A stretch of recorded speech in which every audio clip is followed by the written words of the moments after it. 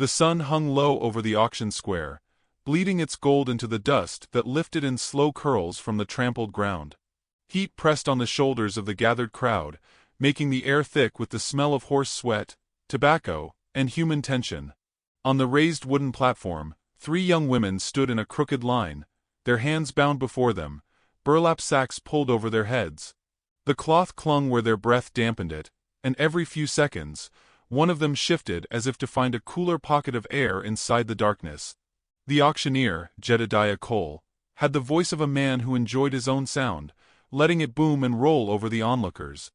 3 fine ones here, no debts, no sickness, ready to work. His words were shaped for the market, but they had the sour tang of cruelty. He gripped the arm of the first girl and gave her a shake for the crowd's benefit, and the rope between their wrists pulled the others forward in an awkward lurch. Laughter, low and mean, bubbled from somewhere near the front. Martha Hensley, standing with her basket of eggs, leaned toward the woman beside her. "Not much more than trouble, I'd wager. Girls like that, there's always a reason they end up here." She spoke just loud enough for the girls to hear. A needle slipped under skin. The air shifted then, as though some unseen weight had entered it. Men turned their heads before their eyes found him.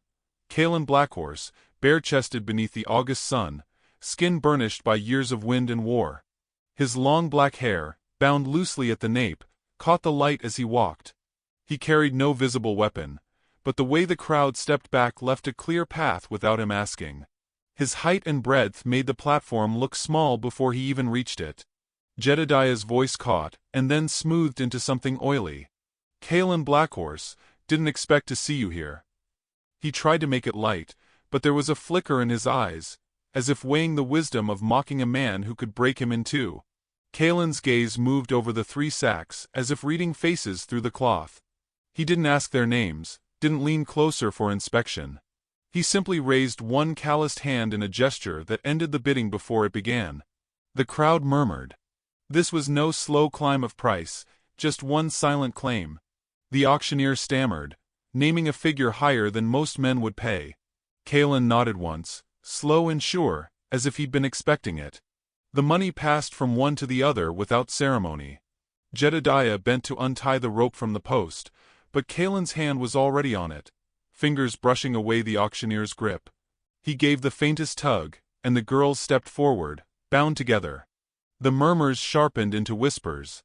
"Savage as women now," someone muttered. "They won't last the week." The sound followed them like burrs snagged in clothing.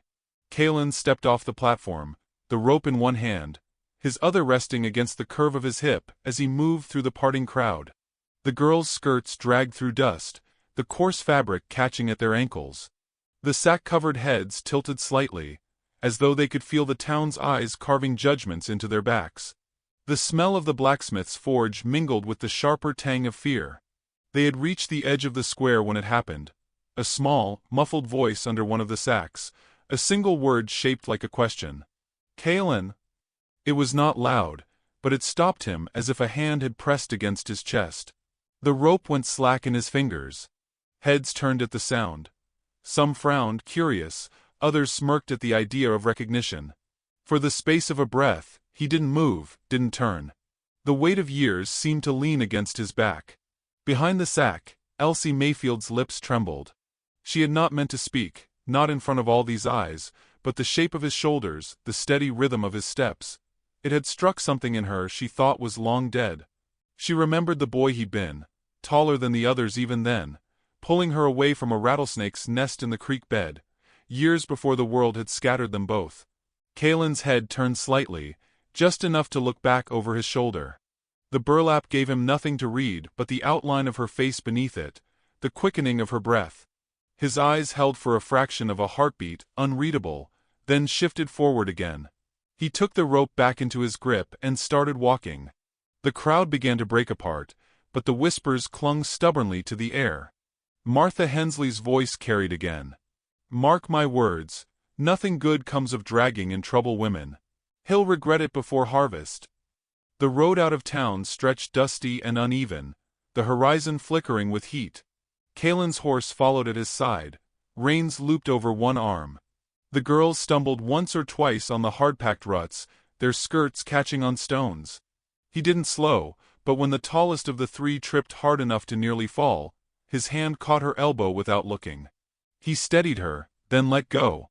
The further they went, the quieter it became. The last shouts from the saloon faded, replaced by the rasp of cicadas in the dry grass and the faint squeak of rope against rope. Once, a hawk wheeled overhead, its shadow sliding over them like a dark wing. Elsie kept her head forward under the sack, but her ears were tuned to every sound he made. The soft thud of his boots, the jingle of his belt buckle, the subtle hitch in his breath when they passed through a patch of sharp heat. She wanted to speak again, to be certain it was him, but the weight of the rope around her wrists reminded her there were other eyes in the world than his. When they reached a narrow stretch of road where the mesquite grew thick on either side, Kalen slowed. The horse shifted behind him, and he glanced toward the sun, measuring its fall. Without a word, he drew the rope forward, leading them into the shade. The ground there was cooler, the air damp with the faint memory of rain. He stopped, pulling a small knife from his belt. Not to cut them loose, but to slice a canteen strap free. He uncapped it, holding it to the first girl's lips until she drank, then to the second, then the third. His hand brushed Elsie's wrist briefly as she took her turn. The skin there was rough, as if weather had carved its own story into him. When the canteen was empty, he capped it and looped it back over his shoulder. For a long moment, no one moved. Then Kalen shifted his weight, and the rope drew them forward again. The sun reached for the horizon, the shadows stretching like dark fingers across the road. By the time the square's dust had faded behind them, the sound of the town was only a ghost in the air. Still, Elsie could hear the echo of her own voice saying his name, the way it had made him pause. That pause was what stayed with her. Not the roughness of his hand, not the weight of the rope, but the knowledge that for just an instant she had stopped him. Kalen didn't look back again, but his stride was a shade slower now, and she felt, rather than saw, that he knew exactly which of them had spoken. The town fell away in a series of fading sounds. The last creak of a swinging saloon door, the hollow clang of a hammer against a horseshoe, a final laugh tossed like a stone from some porch corner. Ahead, the land opened into a ribbon of road stretching toward the western horizon, where the sun had begun its slow slide into heat-hazed gold. Dust lifted under their steps, coating skirts and boots alike, and the rope binding the three girls' wrists to one another swayed in a muted rhythm. Kalen walked at the front, the lead rope looped loosely in his hand, his horse keeping steady pace at his side. Bare shoulders caught the low light, every line of muscle shifting with the pull of his stride. He did not look back. His silence was not the kind that ignored. It was the kind that measured, the way a hunter watches the wind before taking aim. The girls followed in uneven steps. The tallest, Ruby, moved with a restless energy, her bound hands twitching every so often as if testing the rope. Ruth, quiet and inward, kept her head bent, the burlap brushing her cheek with each breath. Between them, Elsie walked with a careful pace, ears tuned to every sound Kalen made. The crunch of gravel beneath his boots, the faint leather creak from his belt. Her lips still felt the shape of his name from when she'd spoken it, wondering if the sound had reached deeper than his silence showed. The sun burned hotter the further they went, drawing sweat that trickled down Elsie's neck beneath the sack. The cloth's weave was coarse, smelling faintly of grain and dust, and each inhale carried the taste of both. When the road dipped toward a shallow creek, Kalen slowed. Without a word, he stopped the horse, unlooped the rope from his wrist, and moved toward them. His fingers worked at the knots around their wrists, not to free them entirely, but to loosen the bite of the cord. It was a small mercy, and it startled Elsie more than if he had cut them loose. Ruby made a low, defiant sound. "You think loosening it makes it right?" Her voice was sharp, meant to cut. Kalen didn't answer, only guided them toward the water's edge. He knelt to fill a dented tin cup from the creek and held it to Ruth first, steadying her trembling hands. Then Ruby. Then Elsie. When Elsie leaned forward to drink, his thumb brushed the inside of her wrist. It was nothing, a fraction of a second, but it felt like the press of something remembered. They moved on, the land flattening into stretches of brittle grass that rattled softly in the breeze. The horse's tail flicked lazily, swatting at invisible flies. Once, the road narrowed between two leaning fence lines, and voices drifted from beyond.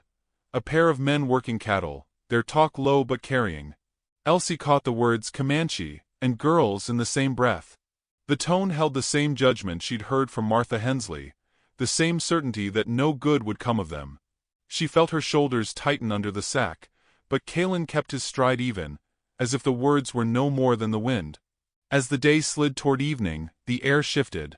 Shadows lengthened, pulling coolness behind them, and the sun's glare softened into a red glow. Kalen led them off the main road to a small hollow, where cottonwoods leaned over a ribbon of water. He tied the horse loosely to a low branch, then turned back toward the girls. Without ceremony, he pulled the first sack free. Ruth blinked against the sudden light, her eyes wide and pale. Ruby squinted, her jaw set.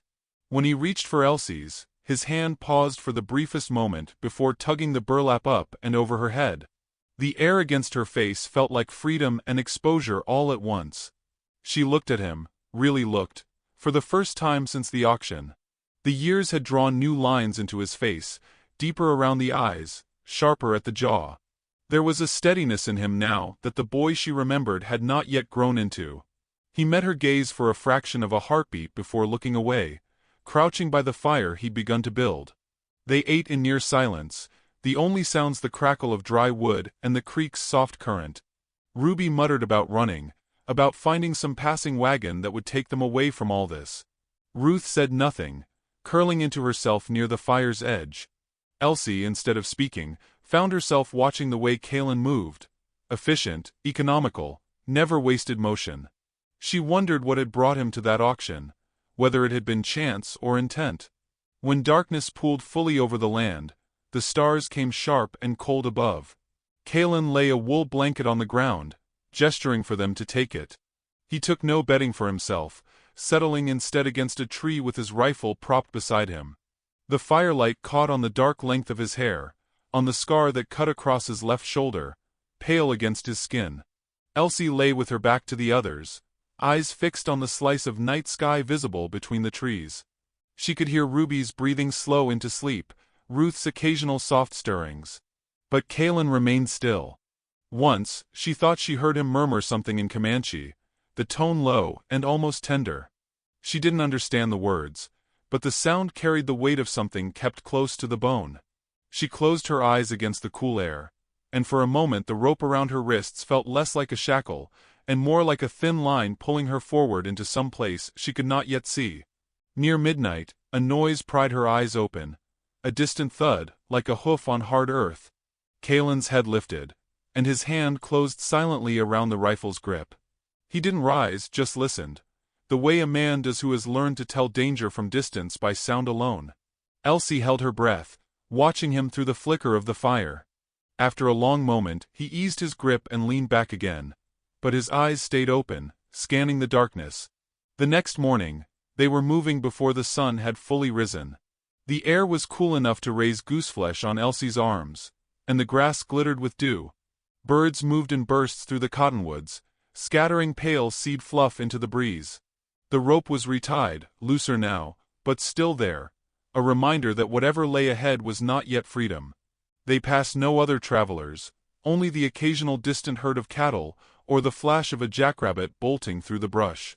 When they reached a ridge, Kalen paused, scanning the valley beyond. From here, Elsie could see the faint thread of a trail winding toward some unseen destination. She followed his gaze, trying to read what he saw in the distance, but his expression was as guarded as before.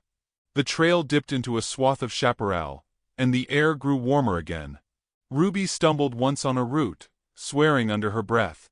Kalen stopped just long enough to steady her, his hand light but firm at her elbow.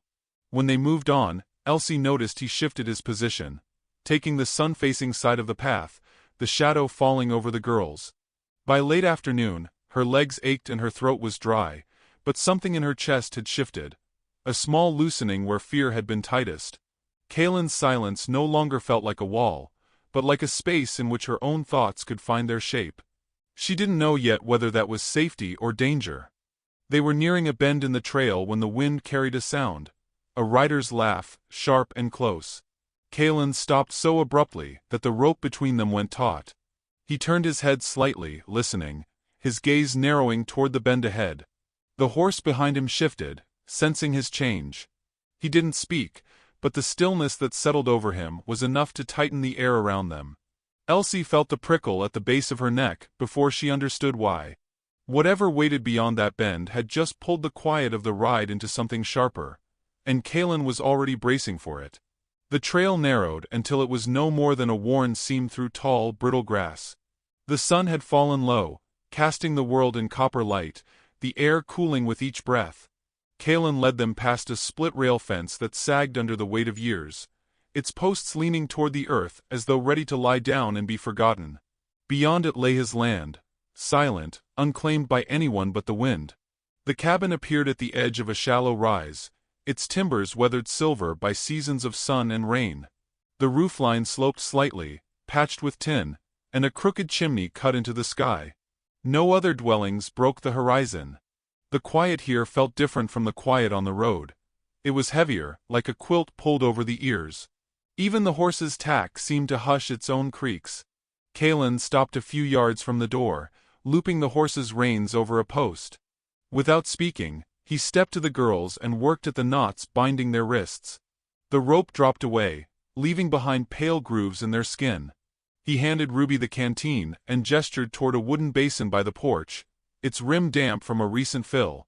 Ruth approached it first, dipping her hands into the cool water, as though afraid it might vanish. Inside, the cabin was one long room, shadows pooled in the corners. A single cot sat against the far wall, its blanket folded square. Beside it, a rough-hewn table bore the weight of a tin lantern, a stack of wood shavings, and a small carving knife. Shelves along the wall held jars of beans, a row of tin plates, a clay jug. There was nothing here that didn't serve a purpose. Elsie stood just inside the doorway, taking in the worn plank floor, the faint scent of cedar smoke and sun-baked leather. She could hear Ruby behind her, muttering about the place being smaller than she'd imagined, but the words slid past without catching. Elsie's gaze went to the cot, Kalen's bed, and then to the floor near the hearth, where a threadbare rug lay stretched, as if already marked for someone else's sleeping place. Kalen stepped past her, setting his rifle in the corner. He moved with the same measured economy she'd watched on the road, the same quiet that could be mistaken for coldness if you didn't know better. He poured water from the clay jug into a tin cup and set it on the table without looking at anyone. Ruby's voice sharpened in the stillness. "You could at least tell us why you bought us." She stood with her arms crossed, chin tilted, as though daring him to answer. Kalen met her gaze briefly, his eyes unreadable. "Water's outside. You're free to drink." It wasn't an answer, but it was all she would get. He stepped out onto the porch, his shadow stretching long in the last light. The girls moved cautiously, as if testing the edges of their freedom in this place. Ruth found a small rag and began wiping dust from the shelves. Ruby sat at the table, tapping her fingers against the wood, restless. Elsie, without deciding to, picked up the broom leaning in the corner and began sweeping the floor. The bristles whispered over the boards, gathering small drifts of grit and grass. She could feel the faint pull of his presence just beyond the door, though he hadn't spoken to her directly since removing the sack. When she carried the sweepings outside, Kalen was at the fence, leaning an arm over the top rail as he looked toward the far pasture. The sky above him was deepening to indigo, a thin line of gold still clinging to the horizon. She set the broom aside and walked to the basin, dipping her hands into the cool water. The chill bit her skin, chasing away the day's dust. She sensed his eyes on her but didn't turn. The first night passed with the fire crackling low, and the wind rattling the shutters. Kalen took the chair near the door, his back against the wall, while the girls lay together on blankets spread over the rug. Sleep came in uneasy waves, broken by the occasional groan of timber, or the soft shift of his boots on the floorboards. Morning brought a pale wash of light through the small window. Elsie rose quietly, stepping over the others to fetch water. She found Kalen already outside, the pail from the well swinging in one hand. He didn't offer it to her, but when she reached for the smaller bucket, he let her take it without a word. They walked together to the well, the rope creaking as the bucket descended into the cool dark. The air smelled of damp earth and cedar. When she lifted her share, he took the heavier pail from her hand and carried both back, his pace unhurried. At the porch he set them down and glanced toward her, not with thanks but with something quieter, a recognition, perhaps, of the small labor shared. By midday, the heat pressed in, making the cabin's shadows feel thick. The sound of hoofbeats broke the stillness, and Kalen's posture changed. A lone rider approached, Sheriff Ben Rowe, broad-shouldered and dust-coated. He dismounted, his gaze flicking from Kalen to the doorway, where the girls lingered just inside. "Town's talking," the sheriff said, resting his hand on his belt. "3 young women at your place, all bought at auction. People are wondering." His voice was not unkind, but there was a warning in it. Kalen stood in the doorway, filling the space with his presence. "People can wonder." Ben shifted, his eyes narrowing slightly. "Just keep trouble from spilling my way." He tipped his hat toward the girls, then swung back into the saddle. The sound of his horse's retreat faded into the heat shimmer. Ruby muttered something under her breath about being someone's scandal. Ruth sank into the corner, her fingers worrying at the hem of her sleeve. Elsie looked at Kalen, but his eyes were on the empty stretch of road. That evening, the wind rose, carrying with it the faint scent of rain. Elsie stepped outside to shake crumbs from a cloth, and found Kalen standing near the fence again, his gaze on the darkening horizon. He spoke softly then, words low and flowing in Comanche. She didn't understand, but the cadence carried a weight that caught at her chest. "Was that a prayer?" she asked before she could stop herself. He glanced at her, his face unreadable in the fading light. "Something like that." The silence between them stretched, filled only by the restless rustle of the grass. In that moment, Elsie felt the edges of the day's unease settle into something else. Not comfort, not yet, but a sense that this quiet was not meant to shut her out. As night fell, the cabin returned to its stillness, the fire's glow licking the walls. Elsie lay awake longer than the others, watching the shape of Kalen's shoulders in the half-light. She remembered the boy who'd once pulled her from danger, the steady grip of his hand. Now, here he was again, silent and solid, guarding something she could not yet name. Somewhere in the dark, an owl called, its voice low and hollow. Kalen shifted in his chair, the boards creaking under his weight. Elsie closed her eyes, wondering if the quiet here would eventually tell her what he wasn't saying, or if it would keep its secrets as tightly as he did. The heat clung to the morning like a damp sheet, the kind that made tempers rise before the day had truly begun. Kalen hitched the wagon, the old wood creaking under the weight of supplies yet to be loaded. Ruby stood near the porch, arms crossed, her eyes scanning the yard as though looking for escape routes. Ruth lingered by the fence, tracing the grain of the post with her fingers. Elsie emerged from the cabin with a small sack of beans, and set it carefully into the wagon bed. "We'll go into town for flour and nails," Kalen said, his voice low, directed at no one in particular. He didn't need to add that the girls would come. He had no intention of leaving them unguarded. The ride-in was quiet, the wheels rattling over the hard-packed dirt, the horses' hooves drumming in time with the beating sun. Elsie sat nearest Kalen, her hands folded in her lap. The scent of leather from the reins mixed with the faint sweetness of hay from the wagon bed. Now and then she glanced at him, catching the way his jaw set tighter the closer they drew to town. They arrived just as the square was stirring.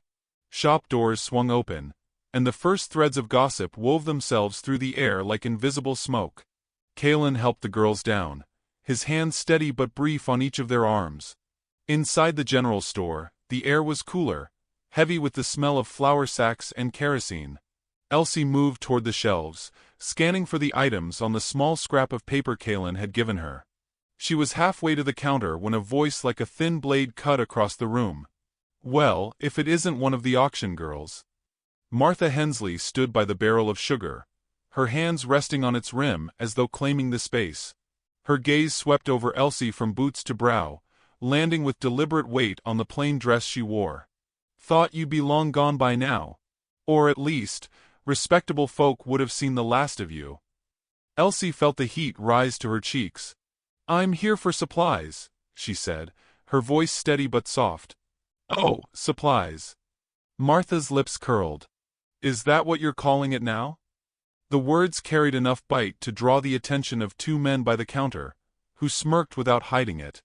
Elsie's grip on the paper tightened until it creased in her palm. She wanted to walk away, but her feet seemed anchored to the floor.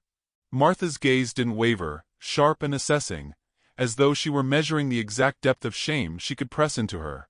The sound of boots on wood came from behind. Kalen's shadow fell over the both of them. He didn't touch Elsie, didn't look at Martha, but his presence filled the narrow aisle. "We're done here," he said, his voice even, leaving no room for reply. Outside, the heat felt sharper, the sunlight almost metallic. Ruby was near the hitching post, speaking low to Ruth, when a rough voice barked from across the square. "Hey, Red." Ruby turned. A man in a sweat-stained hat was striding toward her, his grin all teeth. He caught her arm before she could step back. "Ain't no one said you could." Ruby's hand flashed, the slap ringing through the air. The man's face twisted, and for a moment it looked like he might hit her. But Kalen was already there, moving between them so swiftly, it was as if he'd stepped through the heat itself. He didn't raise his hands, didn't speak, just stood, his gaze fixed on the man. The other's bravado faltered under that stare. He muttered something foul and turned away, spitting into the dust as he went. Ruby jerked free, her breath ragged. Ruth's wide eyes shifted between her sister and Kalen.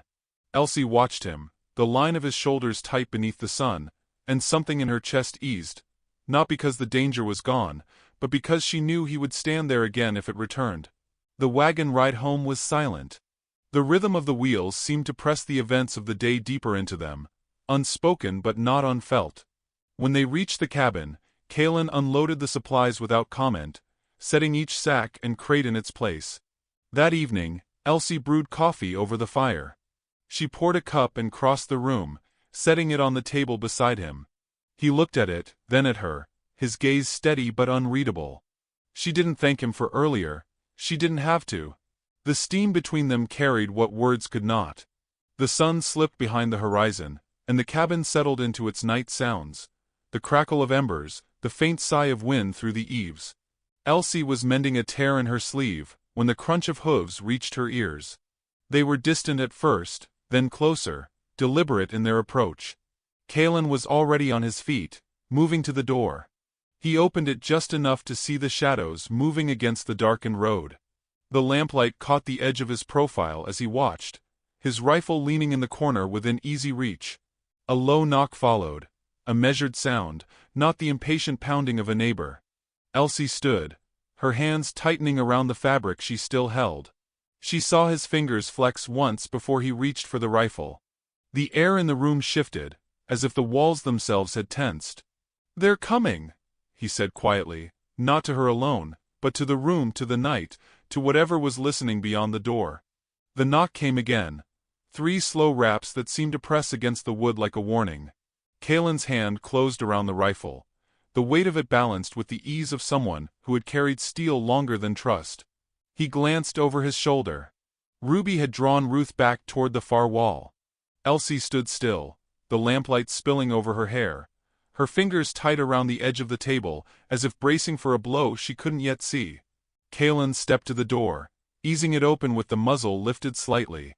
3 riders waited at the edge of the yard, their silhouettes cut sharp against the faint glow of the moon. Their horses shifted, hooves scuffing the dirt. The leader sat tall in the saddle, a broad man with a coat that hung open to reveal the silver glint of a revolver at his hip. "Evening," the man called, his voice steady but steeped in ownership. "We've come for the girls. They were taken without proper say-so, and we aim to see them returned." Kalen didn't answer immediately. His eyes moved over each face, noting the way the second rider's hand rested on his rifle stock, the way the third kept glancing toward the dark behind the cabin, as if imagining an easy way in. "They're not yours," Kalen said at last, his tone flat, a river running deep beneath ice. The leader's grin widened, the kind that never reached the eyes. "Everything's someone's in this town. And I've got men who'll agree these girls belong back where they were, where they earned their keep. Best you hand them over, Comanche. No need for blood." Inside, Elsie's heart hammered so hard she could feel it in her throat. She could see the curve of Kalen's shoulders through the doorframe, the stillness of him. That stillness had weight. It was the pause between lightning and the sound it brings. Ruby's voice came low from the corner. "They'll take us. We can't stop them." Elsie turned toward her, shaking her head without words. She didn't know why she felt so certain, only that the man standing at the door had not once let go of the rope that led them from the auction square. The leader nudged his horse a few steps closer. "Last time I'll ask." Kalen stepped fully into the yard, the rifle hanging loose in his right hand, not yet raised but not lowered either. The moonlight caught in his hair, in the planes of his face. "This is the last time you'll speak it." The words were quiet, but they shifted something in the air. The second rider's hand tightened on his rifle. The third shifted in the saddle, uneasy. Elsie moved to the doorway before she could think better of it. She stood behind Kalen, the hem of her dress brushing the back of his leg, close enough to feel the heat of him. She didn't speak. She didn't have to. Her presence there was an answer of its own. The leader's gaze flicked to her, then back to Kalen. "You willing to die for them?" Kalen's eyes narrowed just slightly. Willing to live for them. It happened quickly after that. The second rider's rifle lifted, the barrel catching a thread of moonlight. Kalen's shot cracked through the stillness, striking the dirt inches from the man's boot, sending dust and pebbles leaping into the air. The horses shifted and snorted, the sound sharp against the night. The leader's jaw tightened. He spat into the dirt, the sound wet and final. "This ain't done," he muttered, jerking his reins. The three horses wheeled, their hooves pounding a retreat into the dark, until only the whisper of grass remained. Kalen lowered the rifle, but didn't turn toward the cabin. He stood a moment longer, watching the place where the riders had disappeared, as if measuring whether the quiet was true. When he stepped back inside, the air was thick with something unspoken. Ruby looked at him, then away. Ruth's eyes held a mix of fear and awe. Elsie hadn't moved from the doorway. "You didn't have to," she began, but stopped when his gaze found hers. His voice was softer now, but steady. "I did." She searched his face, the lines carved there by years of hard land and harder choices.